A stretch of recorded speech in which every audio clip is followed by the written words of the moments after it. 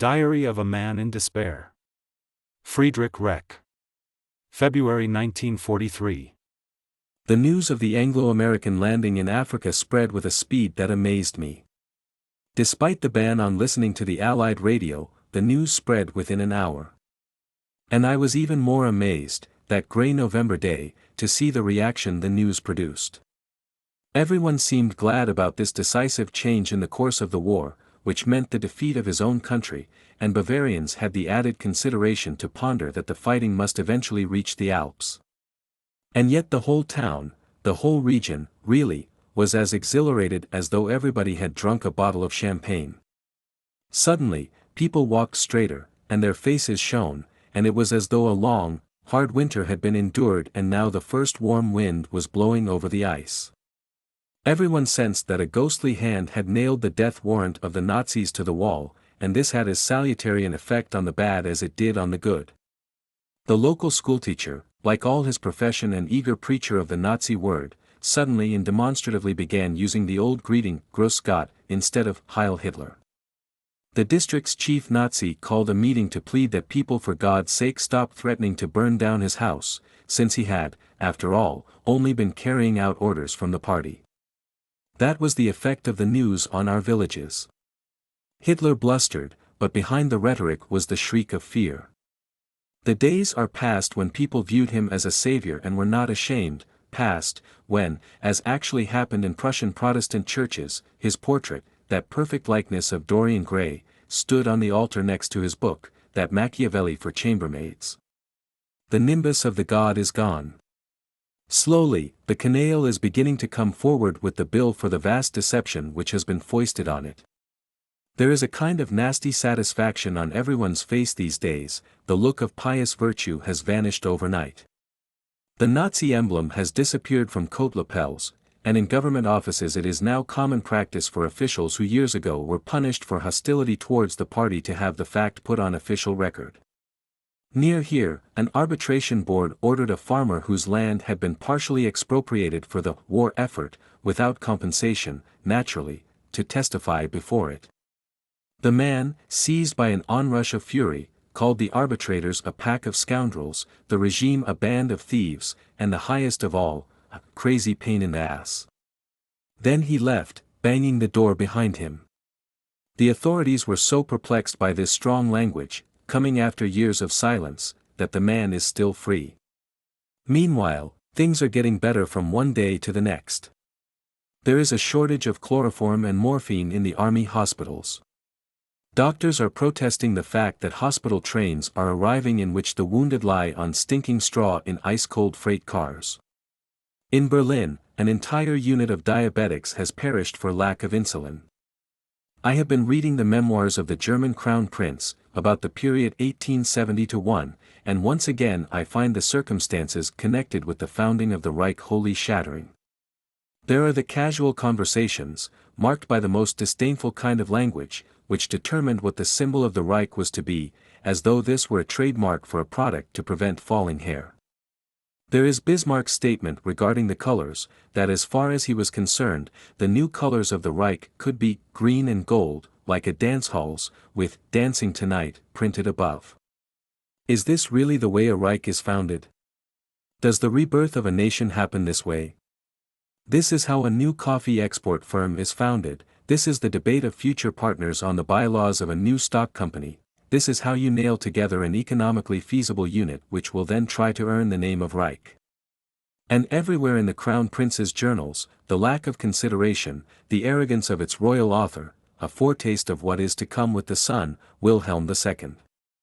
Between the lines, one senses the disappearance of solidity in German life, the growing rapacity of the robber barons, the cynical denial of a great spiritual heritage.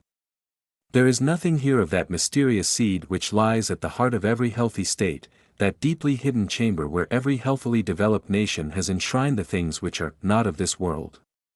No, this Reich was compounded of a dash of dueling club romanticism and the gymnastics originated by that father of gymnastics, Ludwig John, a touch of Hegel and a healthy slice of Friedrich List, all this in a rich broth of greed, greed of an entire generation, for riches to be had as fast and as painlessly as possible. Wasn't it basically sound instinct which led Ludwig of Bavaria to refuse the title of Kaiser, and were those men of my grandfather's generation who shrugged and turned away from the new firm nothing but reactionary cranks? This Prussian Reich derived from the will to power and arrogance of a colony which had seized control of the mother country, and the thing could have come to no good end for this reason alone. This Reich was dogged by trouble from the first days of its existence: the business failures of 1873, defeat by the church over control of education, the attempted assassination of Wilhelm I, the badly miscarried attempt to repress the socialists by law, the deaths, in immediate succession, of Wilhelm I and Friedrich III. And 18 years after the time described, nearly at the end of this unlucky author's unfortunate life, a series of episodes like something out of Hamlet, a German Kaiser nearly dying in the streets, saved only by a passing droshky driver, who tears the blocked cannula that is suffocating him out of his throat, the new Kaiser beginning his reign with the arrest of his own mother, and, finally, the funeral of Wilhelm I, at which the adjutant carrying the flag in front of the casket is completely drunk, and has to be supported as he walks, while Bismarck, in the procession that follows, wears a blonde wig to protect his bald head in his fear of catching cold, that Arctic day in June. This is how it is when the gods, insulted, retaliate. As Hamlet says, it is not, nor it cannot come to good. While at Prien, I visited an old man who lived there, and who as a very young man served as a footman at the court of Ludwig II just before catastrophe struck that monarch. Strangely, and like all those I have ever met who were in immediate contact with the king, the man cannot be dissuaded from the notion that Ludwig II was not at all mentally ill, but was rather the innocent victim of a plot originating in Berlin. He claims that he was present during a heated argument between two doctors at Schlossberg, when each of the two medical men in attendance accused the other of having falsified the psychiatric diagnosis.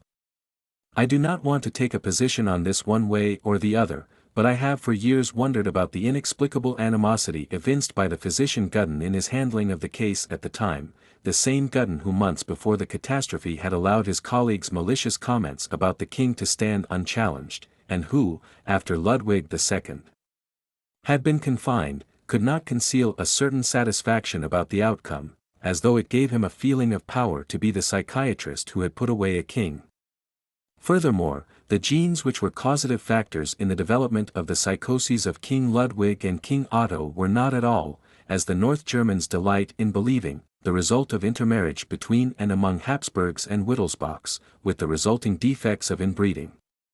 On the contrary, the defective characteristics were derived from the disease which the grandfather of both kings, Prince Wilhelm the Elder of Prussia, brought back from the wars of liberation, and which he then passed on to both his grandsons through his daughter, Queen Marie of Bavaria, in the form of defective germ cell structure. This is, therefore, most definitely not a Bavarian product, but something which was imported from Berlin. Furthermore, mentally ill or not, there is not another monarch in modern European history who lives on from beyond the grave as does Ludwig II.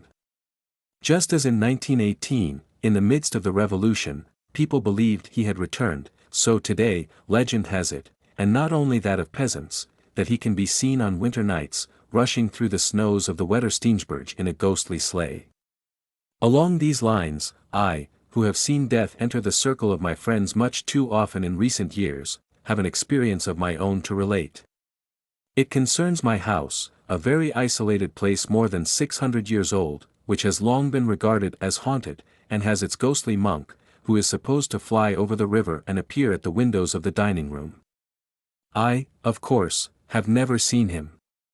I have observed that there are strange sounds in my house, on occasion the heavy rolling of something like a bowling ball, that the light suddenly goes on in the middle of the night, and that for no earthly reason the door to my bedroom will suddenly open. I have put all this down, as one customarily does, to the nightly prowling of cats, to a loose electrical contact, to a worn-out door lock, and have never been too greatly concerned about these manifestations. Lately, however, my household has been upset by something new, and of a far less common nature. Since last autumn, since the time death struck so deep into my life, we have all, independently of one another, noticed that in the attic room which has always been considered the starting point for these ghostly episodes, there is a hideous smell of decomposition. And the smell is not restricted to this room either, but drifts about the whole house, disappears above, suddenly reappears on the ground floor, and then is perceptible on the second floor. This cannot possibly be a matter of suggestion, since we have had guests from Munich who had no idea of all this, and yet a minute after they had entered their rooms reappeared to tell us that there was a penetrating odor of something rotting in their bedrooms. Naturally, our first thought was of dead mice in the mattresses, or even under the floorboards. Naturally, we made the most thorough examination without finding a thing. And here is the most incredible part: at this point, the odor began positively to mock us, moving from place to place in a single room in some inexplicable way. It now no longer filled the whole room, but seemed to spring from one article or piece of furniture to the next, now on a chair, then to some easily overlooked point like a light bulb, after which it might disappear from there and turn up again abruptly on the bow of my cello. We could find nothing and had to put up with the thing. Then, as the yearly mass for my dead friends was being said, the phenomenon observed and confirmed by a total of 10 persons completely disappeared. I tell all this knowing I run the risk of being laughed at by all kinds of intellectuals with horn-rimmed eyeglasses. Further, there is the matter of my friend Gwozdinski, whose house was destroyed, roof to basement, in an air raid. He writes me that several days before the catastrophe his cat was transformed from a young and kittenish creature beloved by all to a completely different kind of animal which hung its head and whined constantly for no apparent reason. The night of the bombing, the cat was rescued, but it tore itself away and as though hypnotized by something it saw in the flames ran back into the building. Its body was not found in the ruins. Again, I merely cite the fact, without either affirming or denying. But I myself recently had an experience which seems to me to deny explanation without making use of the transcendental. When I was a young man, the great conservative, von Heydbrand, a colleague of my father's in the Reichstag, had taken some notice of me. In the autumn of 1918, he retired from the political arena, and I lost sight of him, and did not think of him again until a night in October 1924, when I dreamed that he had died. Several days later, I learned that he had passed away. As to Herr Hitler again, there is suddenly in my mind his laying the cornerstone for the Haus der Deutschen Kunst. He was handed a hammer with which to strike the 3 traditional blows. But as he raised his arm the head of the hammer flew off the end of the handle, and spun so far away that it could no longer be found in the confusion of the crowd. I could see how deeply that superstitious hysteric was affected by the omen. His opponents took this as a good sign, and we hoped at the time that the regime might soon collapse. We have now been waiting for more than 10 years. Our hair has been made gray by grief and sorrow, we have poisoned ourselves with a deadly and irreconcilable hatred which makes us prefer death to giving up the hope of seeing our enemy destroyed. We have held to the right, and have not surrendered, at the sacrifice of the best years of our lives. And now, in our hatred, we are like bees who must pay with their lives for the use of their stingers. And yet, is there one of us who would have chosen peace and prosperity under Hitler, knowing as we do that such a life can only be founded on tears, and robbery, and murder? I know of none. I only know people among my friends and fellow fighters who will never be reconciled. I only know people who would 10 times rather die than bear the triumph of this monster. I only know people who would rather weep with God than laugh with Satan. But it is over now, the laughing, and he knows it. The end is at hand, not a heroic but a dirty end, in shame and degradation and the mocking laughter of the rest of the world. It does sometimes happen that a would-be great man is allowed to toy with the levers of the gigantic machinery of history. This goes on for some time, and the fool is not destroyed. But suddenly the wheels begin to move, faster and faster, and he is thrown into the machinery and crushed. Stalingrad, ever since, he has been going about in a condition the French call cul nu, and a new expression is spreading among the people, more damaging than any propaganda from the regime has ever been, Grofas. That is now his nickname, Grofas, an abbreviation of Greatest Field Marshal of All Time, Grofas. A miserable hysteric may play Alexander the Great before the world for a while. But sooner or later, history comes along and tears the mask off his face.